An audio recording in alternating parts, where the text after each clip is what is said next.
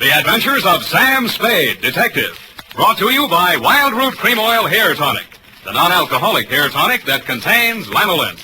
Wild Root Cream Oil, again and again, the choice of men who put good grooming first.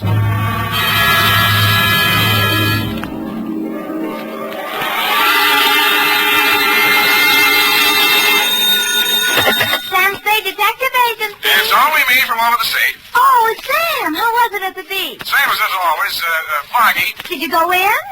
Well, I was up to my neck from the first rumble. If you mean did I go in the water, I did. Was it cold? I didn't notice. I was too busy landing a corpse. Oh, Sam, what a coincidence. I was just reading my new library book. Yeah? And it's all about a body in the water, pushed over a cliff. And there's the strangest girl in it with a strange mother. Figures. And she drinks, the girl, and runs away with a chauffeur. That rich people. They can't do that. They're stealing my material. Oh, no, Sam, no. It's by Owen Fitzstephen. He's very well thought of. Mother always understands his plot. Not tonight, she won't. Stay where you are, Angel. I'll be right down to dictate my report on the critical author caper.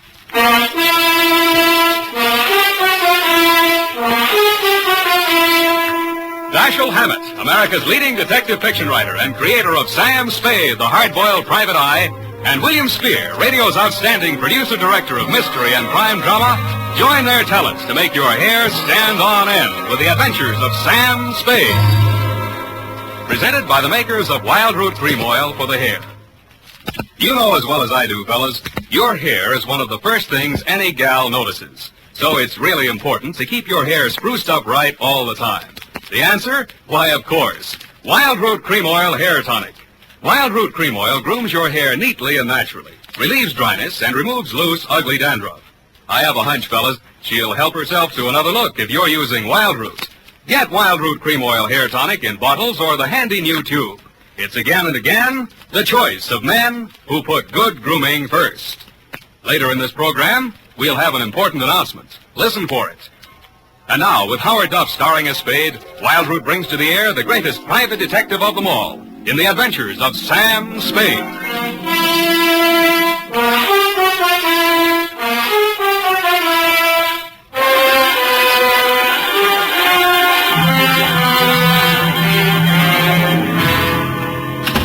I'm looking over the phone. Oh, Sam. Yeah, come on in. Let's get this over. Can you wait till I finish this chapter? Hmm? The page to go.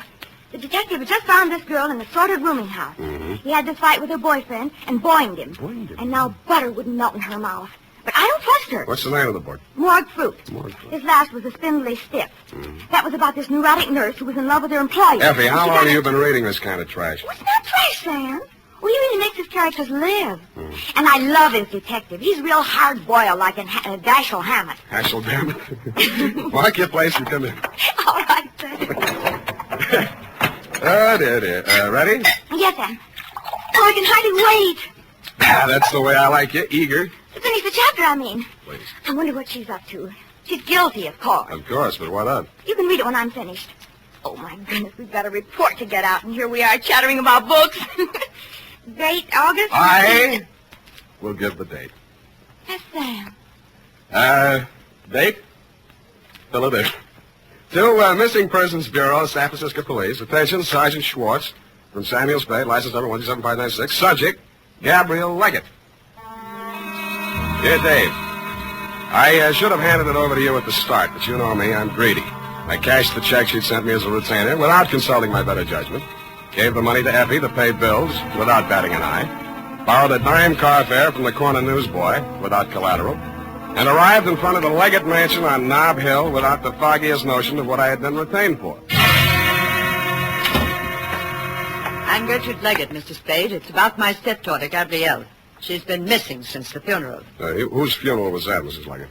My husband, Gabrielle's father. That was nearly 3 weeks ago. She came to me afterwards and said she was going down to Quesada, to our country place, for a few days. That she wanted to be alone with her grief. But I discovered that she never arrived at Quesada. Do I make myself clear, Mr. Spade? Yeah, except for one thing. Why do you want her back? First, she may do something to disgrace me. She'll undoubtedly try her best to do so. Secondly, unless I get her signature to some papers, in accordance with her father's will, I can't go on living in this house. Furthermore... That's okay. You've convinced me. Now, when she left, what did she take with her? Just one piece of light luggage, and her liquor case, of course. She drinks, you know. Well, it's not my place to disapprove. I merely thought it might help you to know. Well, we could case all the bars in town, but it'd take a lot of time and a lot of money. Besides, I'm on the wagon. Well, you might talk to Eric, my chauffeur. He drove her to the station, or says he did. Where do I find him? Let's see. 10 o'clock. He'll be loitering down the hall somewhere in the neighborhood of the linen closet, helping the upstairs maid fold the sheets. I'd knock first if I were you and avoid embarrassment. Thanks for the tip. Oh, mind if I have a look at your stepdaughter's room? Eric will give you the key. I'm not allowed one. There it is.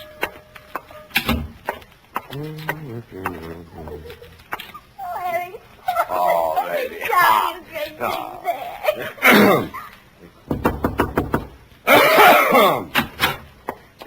Excuse me, sir. Thank you for your kind assistance, Mr. Collins. Okay, Myrtle. Anytime. Yes, sir. You Eric? Collinson, what can I do for you? I'd like the key to Miss Gabrielle's room. You the law? Why? You expecting some? The old lady's been threatening to yell cop. She decided to whisper instead. Oh, private dick. You catch on fast, lover boy. Okay, I'll let you in her room. Come on. Mrs. Leggett says you drove Gabrielle to the station. She says that, does she? Isn't that what you told her? I'm not telling you what I told anyone. Search yourself. After you. Mm-mm. What's eating you? Nothing at all. Just want some privacy. Oh, now, wait a minute. I'm responsible. Go help Myrtle. Give me those keys. Oh, listen, you keep... Hi, let me in. Don't have your lights. Her room was, shall we say, untidy. The mirrored dressing table was chipped around the edges, and ranged helter-skelter across it between two polo pony bookends was a mess of books. 3 odd volumes of a Harvard 5-foot shelf, a horse breeder's gazette, and a bunch of detective novels. I picked one up and opened it to the title page. It was called Morgue Fruit, and it was by Owen Fitzstephen, author of The Corpulent Cadaver, The Spindly Stiff, and The Kiss-Off. It was autographed to the author's great and good friend, the late Edgar Leggett. The signature looked familiar, but it didn't look like a lead. Neither did anything else in the room. I started to unlock the door with the key on the ring I grabbed away from Eric, and the light caught the smooth side of a Christopher medal. It was engraved for Eric, forever, Gabby. When Forever Eric went off duty that night, he went across town. The trail ended at a crummy, broken-down rooming house out in the Fillmore. He let himself in with a key and climbed the stairs. I waited until he was out of sight. In more time than it takes to tell, the door cracked open and a nose that could only belong to a landlady raised it out at me. She was gumming a sen-sen. What do you want? They get settled in all right? They ain't nobody settling in on me. Never touched me. You got me wrong, Mom. I meant the newlyweds. Did they raise the rent money all right? Oh, them. Raised it and spent it. He's a Dick Smither. Dick Smither. Trots it up all day and throws the dead soldiers out the window. And they call it a honeymoon. Who are you? I'm her ex-husband, darling. I came to pay her the back alimony I owe. Well, give it to me. I'll see she gets... Oh, no, you don't. No, don't you come pushing in here. Quiet. It's after hours. Don't allow callers in here after 10 o'clock. House rule. Shut up. Well, I don't... What's their room number? Now, give it to me or I'll shake it out of you, darling. 212. 212. And if it weren't for these new uppers, I'd let you try it. Oh, is that what those are? Thank you, Grand Duchess Marie. Smart Alec. No wonder you can't hang on to a woman. It's so right. You drove her to drink. I did not. Alimony's still good for you. Young whippersnapper. Who is it? Western Union. All right, let me... I told you to stay away, and I'll beat it. Eric, what is it? Look, Eric, I don't want any trouble, but I'm coming in. Over my dead body. Eric? Get back in the room, Gabby. Now, look, I won't let you hurt her, so... Now, look, Collinson, don't No, make no, me do it. don't I get don't white. want to. Okay, I'm sorry. Eric! What have you done, sir? Nothing a bucket of cold water can't cure. Sit down. I want to talk to you. Who are you? Sam Spade. I'm a private detective. Your stepmother hired me to find you. Oh? You know why she wants to find me? Do you? She wants to kill me. She killed my father, now she'll kill me. Can you prove that? My father never had a day's illness in his life. He could drink 3 quarts of brandy in any evening. You believe a man like that could die of heart failure? Frankly, I could.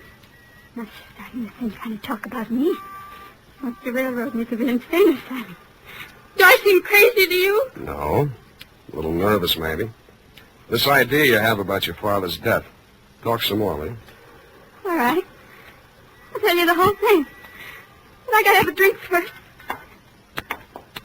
Hey, I can't get the top off. Give me a hand, will you? Sure. You need a corkscrew for this one. Yeah, I think there's one down there in the cupboard. I don't see one. Back in the corner. A little farther. There. No, there's nothing in... Hey! Ow! I dreamed I was a character in a detective story. The title of the story was Morgue Fruit, and the author, a man named Fitzstephen, was trying to figure out a way to turn me into a red herring before knocking off his number one suspect. I tried to tell him it's against the rules to make your detective a red herring, but he said it was a new kind of murder yarn, and it didn't matter anyway because there wasn't even a victim. That's what he thought.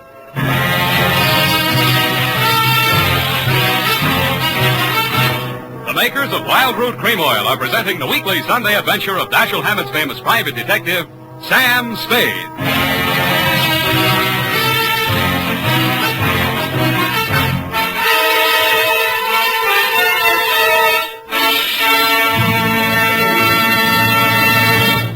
Now, here's important news on good grooming.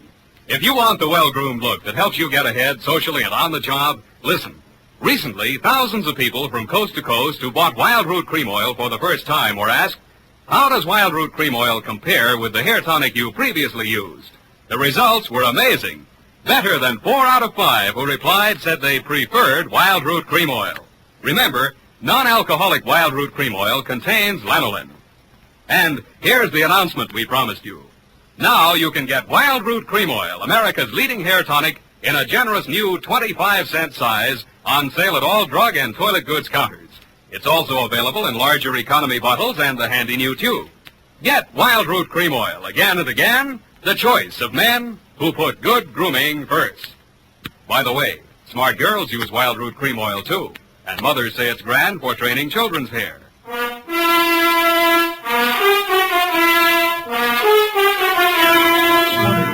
And now, back to the critical author caper. Tonight's adventure with Sam Spade.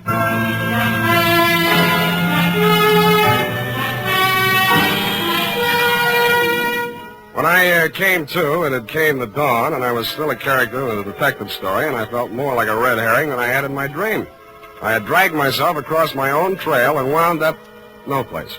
My quarry had fled, leaving nothing behind but empty bottles with fingerprints on them. I lifted the few and hustled over to the Bureau of Identification. Half an hour later, I got the report. They were mine, all mine. I wondered what a detective novelist would make of that. I decided to find out. I had met Owen Fitzstephen several years back in Seattle when I was digging dirt on a chain of fake mediums. He was plowing the same field for literary material, and we pooled forces. I got more out of the combination than he did, since he knew the spook racket inside out. I cleaned up my job in a couple of weeks, and we parted friends. His San Francisco apartment was on the 6th floor of the St. Mark. He was standing at its door, holding out a lean hand to greet me when I got there. Well, you're looking fit, Sam. Little red in the face. Yes, the red herring I ate last night. How's the literary grip go? You haven't been reading me? No, where'd you get that funny idea? Oh, there was something in your tone, as in the voice of one who has bought an author for a couple of dollars. I suppose you're still hounding the unfortunate evildoer? Yeah, that's how I happened to look you up. You autographed a book for Edgar Leggett. Oh, yes, Morgue Fruit. Distressingly prophetic. What do you know about that family? Oh, what have they been up to now? How well you know the girl, Gabrielle?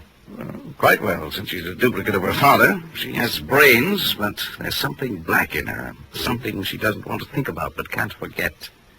She's a neurotic who keeps her body sensitive and ready, I don't know what for, while she drugs her mind with drink and lunatic notions.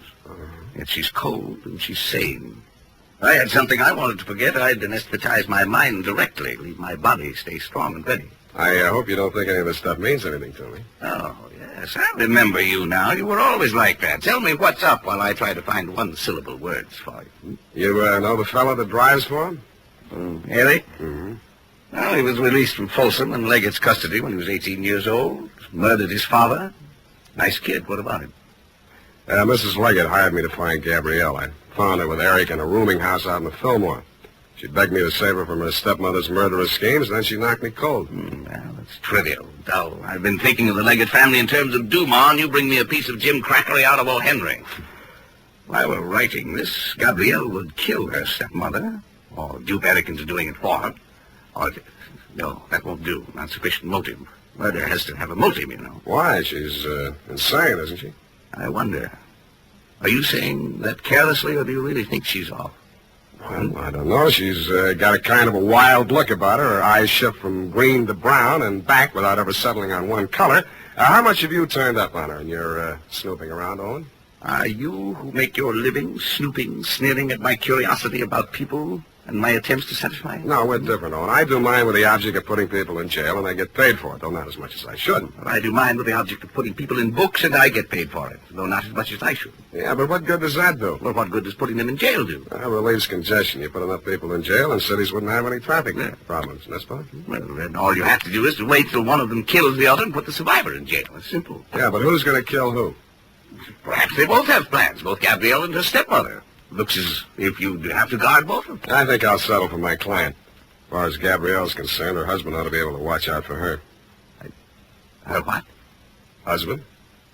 She and Eric got married. Now, there you are. You didn't tell me anything about that. Lord knows how much else there is you haven't told me. Pardon me. Don't go away. Telegram, sign here. Thank you. There you are. Thank you, sir.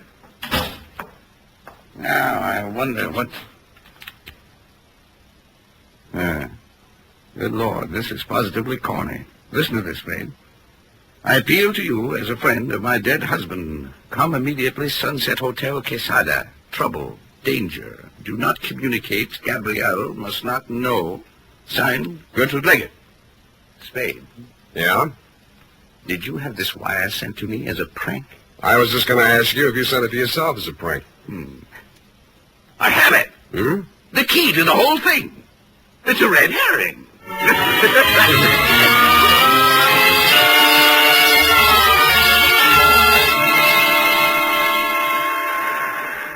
I didn't think that Stephen would be able to hold out very long against his professional curiosity, and I didn't imagine he thought I would. I caught the next bus for Quesada. Quesada is a one-hotel town pasted on the rocky side of a young mountain that slopes into the Pacific Ocean some 80 miles from San Francisco. I got there at 11-something that night, stepped down from the bus, and crossed the street to the Sunset Hotel. All right, keep your shirt on. Mrs. Leggett registered here? What's your name? Owen Fitzstephen. Oh, she left a message for you. Said for you to wait right here and don't leave till she gets back. Yeah, she say where she was going? Oh, it's probably over visiting with her daughter and new son-in-law, over through the cove. How do you get there? Well, you'll never be able to find it at night unless you went all the way around by the East Road. Yeah. Then, I'm sure, unless you knew the country. Well, how do you get there in the daytime? Well, you go down this street. You take the fork on the ocean side and follow that up along the cliff. It's easily enough found in the daytime, but you never in the world. You won't be able to find it at okay, night. heard you the first time.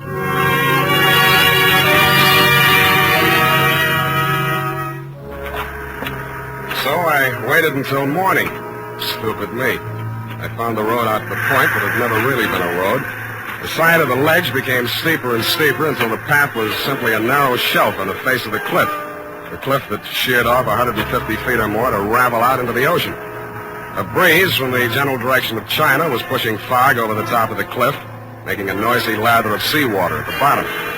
Rounding a corner where the cliff was steepest, I chucked my cigarette over the edge and watched it spin downwards. And that's when I saw it.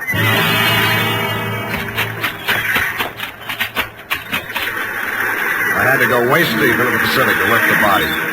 I got my hands under the armpits, found solid ground for my feet, and dragged it up beyond the high tide mark. It was Gertrude Leggett. Somebody came staggering down the beach to meet us.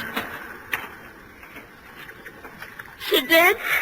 Yeah, Gabrielle, she's dead. Oh, the witch is dead. Hey, take me back to town, will you? Buy me a drink, huh? Sit down there. Sit down. What's the big idea? Don't you know I'm sick? Somehow I don't think you're that sick. I think you could make some sense. Sense? That's a laugh. You don't know me. I've never been able to think clearly the way other people do. No matter what I try to think about, there's a fog that tries to get between me and it. You understand how horrible I can become? Going through life like Nuts. that? Nobody thinks clearly, no matter what they pretend. Thinking's a dizzy business. A matter of catching as many of those foggy glimpses as you can and fitting them together the best you can. Trouble with you is you've been enjoying your misery. You've been so busy trying to prove that you're nuts, it's a wonder you haven't really driven yourself nuts. How do you know I haven't? Because you're too anxious to admit it. All right, I'm saying if you want it that way. I'm just evil. There's something black inside me. What was that again? Something black. Everybody knows that about my family. My father, too. Who told you that? I always knew it. They say my real mother killed herself. But I know better. I know how to open the drawer where she keeps the gun. Every day Gertrude lies on Mother's bed, and we play Killing the Witch. Yeah. And she comes in the night and bends over my crib. And she's changed herself so she looks like Mother instead of the witch. But I know better, and I hold up the gun with both hands. It's very hard to pull with both hands. It's very hard to pull the trigger. But I must do it or the witch will eat me up. And then there's a big noise and red all over. And I can't get out. I can't get out.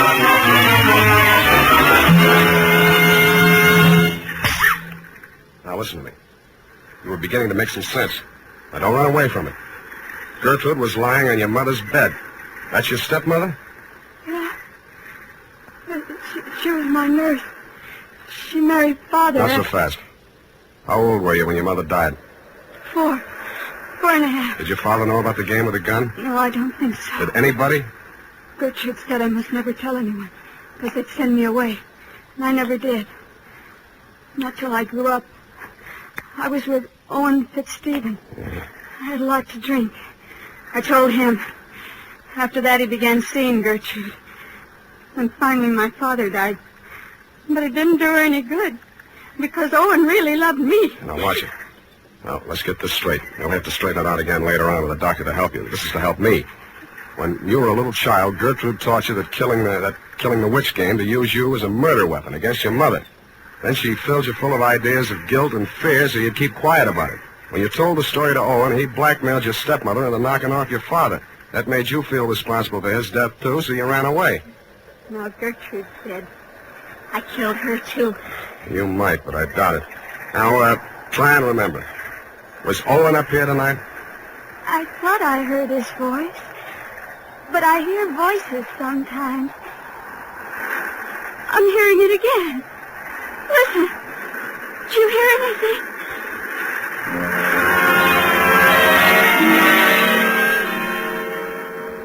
I didn't hear anything but the wind and the beat of the surf at first. But when I did hear the voice, I sent Gabby for a doctor before I investigated. He was pretty badly mangled in the rocks. He'd fallen nearly as far as he'd pushed Gertrude, but was still alive. I made him as comfortable as I could, and finally he opened his eyes. Hello, Sam. You messed yourself up good. Yeah. No more rocks for me. Not unless you make Alcatraz. You know, I had half an idea when you came to see me in San Francisco that you were secretly nursing some exceptional, idiotic theory. Thanks, Owen, but I never had any theory.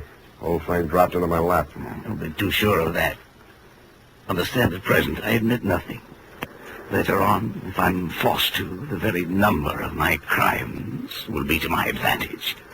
On the theory that nobody but a lunatic could have committed so many. Well, there's not so many, only Gertrude, your co-author of the murder of the late Edgar Leggett. Nonsense. Crimes and crimes dating from the cradle. Even literature shall help me. Not your own books. Why not? Didn't the critics agree that the spindly stiff bore all the marks of authorial degeneracy? Had it been son to save my sweet neck.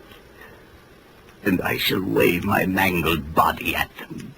A ruin whose crimes and high heaven have surely brought sufficient punishment upon me. Yeah, you'll probably make a go of it.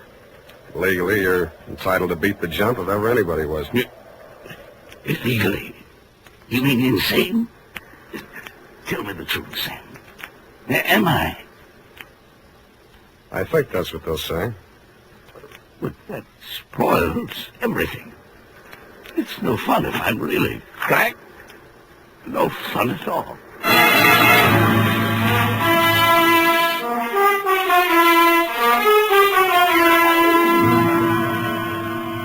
Period and a report. Well, it just goes to show, doesn't it? Now, there you go again, Effie. I mean, if anything like that happened in real life, you wouldn't believe it. You mean if anything like that happened in fiction? Oh, no, the author's never the guilty party. Well, this author was. But that's not fair. The author's never supposed to be guilty of You're right. any- You're right, Effie. He shouldn't be even a suspect. Maybe a red herring, but... Type that up, Effie. Oh, all right, Sam. Anything else, Sam? Yeah, phone the drugstore and order some red herring. I mean, some aspirin.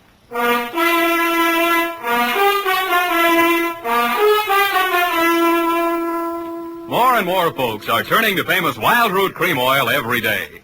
Wild Root Cream Oil gives you all you ever dreamed of in a hair tonic. It grooms your hair neatly and naturally the way you like it, the way other people like it. What's more, Wild Root Cream Oil relieves dryness and removes loose, ugly dandruff. So join the millions with handsome hair. Tonight, or first thing tomorrow, ask at your drug or toilet goods counter for Wild Root Cream Oil. Also, ask your barber for a professional application. If you've never tried it before, get the generous new 25-cent bottle just introduced. It's Wild Root Cream Oil's Get Acquainted size, and once you've made the acquaintance of Wild Root Cream Oil, you'll find you've made a lifelong friend. Come on in, Twinkletoes. Well, here it is, Sam. And I like it even better than morgue fruit. You did. I mean, it's not so realistic. I like a romantic type story myself. You Lots do. of atmosphere and psychology in those. Oh, you've got to have those. You really should be a writer, Sam. You think so? Of course, detective stories don't pay much. Oh, that's but if true. you write enough of them, and look at all the material you've got. No good. Never do for fiction. But, Sam, there's already that radio series, The Adventures of You-Know-Who, Sunday night. That's what I mean. I don't make a penny out of it. Well, it's your own fault. Sam, I don't want to seem critical, but if you played your cards right, you could have owned a piece of that show. What? And follow Blondie? Go home, Effie. I think I will, Sam, and just curl up with a good book. All right. I wonder who killed who. Well, when you find out, don't let me know. Oh, you know you can't wait. No, I can't. Good night, Sam. Good night, sweetheart.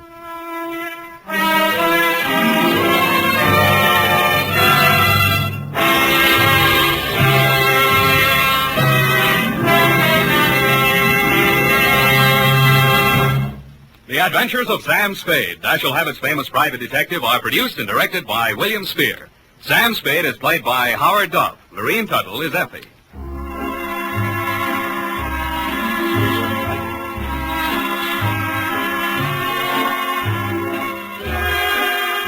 The Adventures of Sam Spade are written for radio by Bob Tallman and Gil Dowd. Musical direction is by Lud Gluskin, with score composed by Renee Garrigan. Join us again next Sunday when author Dashiell Hammett and producer William Spear join forces for another adventure with Sam Spade, brought to you by Wild Root Cream Oil. Again and again, the choice of men who put good grooming first. This is Dick Joy reminding you to Get Wild Root Cream Oil, Charlie. It keeps your hair in trim. You see, it's non-alcoholic, Charlie. It's made with soothing lanolin. You better get Wild Root Cream Oil, Charlie. Start using it today. You'll find that you will have a tough time, Charlie. Keeping all the gals away. Hiya, Baldy. Get Wild Root right away. This is CBS, the Columbia Broadcasting System.